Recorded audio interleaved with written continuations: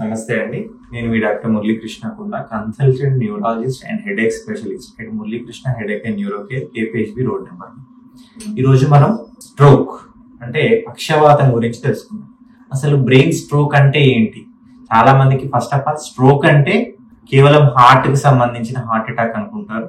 కానీ స్ట్రోక్ అంటే బ్రెయిన్ కి సంబంధించినటువంటి రక్తనాళాల్లో తేడా రావడం వల్ల, బ్రెయిన్ లో రక్త ప్రవాహం అనేది తేడా జరగడం వల్ల పక్షవాతం వస్తుంది.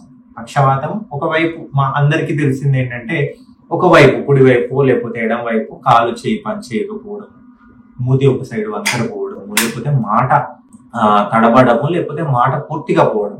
ఇవి అందరికీ తెలిసినటువంటి పక్షవాతం లక్షణాలు.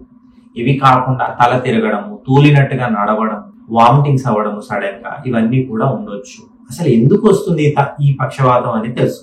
సింపుల్ గా ఒక సింపుల్ ఎగ్జాంపుల్ ఏంటంటే, మనం ఒక పొలానికి పైపు వేసి నీళ్లు ఎట్లా పడితే నీళ్లు సమృద్ధిగా అందితేనే పంట పండుతుంది, పంట చేతికి వస్తుంది. ఏదైనా కారణం చేత నీళ్లు సమృద్ధిగా అందకపోతే ఆ పంట అనేది ఎండిపోతుంది. సో బ్రెయిన్ లో ఉండేటువంటి రక్తనాళాలు 24 గంటలు 365 రోజులు రక్తాన్ని కరెక్ట్ గా ప్రతి నరంకి బ్రెయిన్ లో అందించినట్లయితేనే ఆ నరాలు బాగా పనిచేస్తాయి, లేకపోతే అవి పనిచేయవు. ఇది సింపుల్ కాన్సెప్ట్.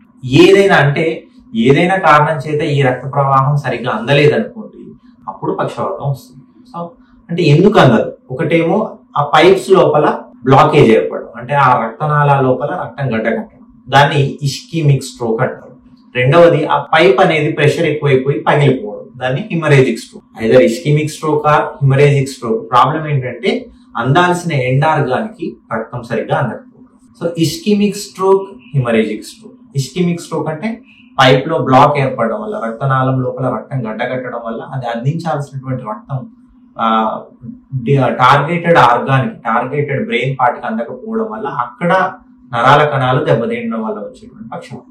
అదే హిమరేజిక్ స్ట్రోక్ అంటే ఆ బ్రెయిన్ లో ఉన్నటువంటి రక్తనాళం యొక్క ప్రెషర్ పెరిగిపోయి ఆ రక్తనాళం పగిలిపోవడం వల్ల వచ్చేటువంటి హిమరేజిక్ స్ట్రోక్. అంటే రక్తస్రావం అవ్వడం, రక్తనాళం పగిలిపోవడం. ఇవి 2 రకాల కారణాలు మేజర్ గా.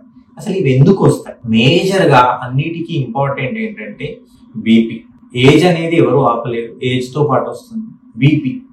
బీపీ తర్వాత షుగర్ కంట్రోల్లో లేకపోవడం, కొలెస్ట్రాల్, డిస్లిపిడీమియా అంటే కొలెస్ట్రాల్ ఎక్కువగా ఉండాల్సిందే. అండ్ అందరికీ తెలిసినటువంటి ఇంపార్టెంట్ రిస్క్ ఫ్యాక్టర్స్, మనం మాడిఫైయబుల్ రిస్క్ ఫ్యాక్టర్స్ గా కన్సిడర్ చేసేటువంటి లైఫ్ స్టైల్ థింగ్స్, స్మోకింగ్ కానీ, ఆల్కహాల్ కానీ. సో ఇవి ప్రధానమైన కారణాలు. ఇవి కాకుండా గుండె యొక్క వాల్యూలలో తేడా ఏర్పడడం, గుండె యొక్క పనితీరులో తేడా ఏర్పడడం వల్ల కూడా రావచ్చు. ఇంకా చాలా రకాల కారణాలు ఉంటాయి, కానీ మేజర్ గా కారణాలు అంటే ఇవి మాత్రమే చెప్తాం. Thank you.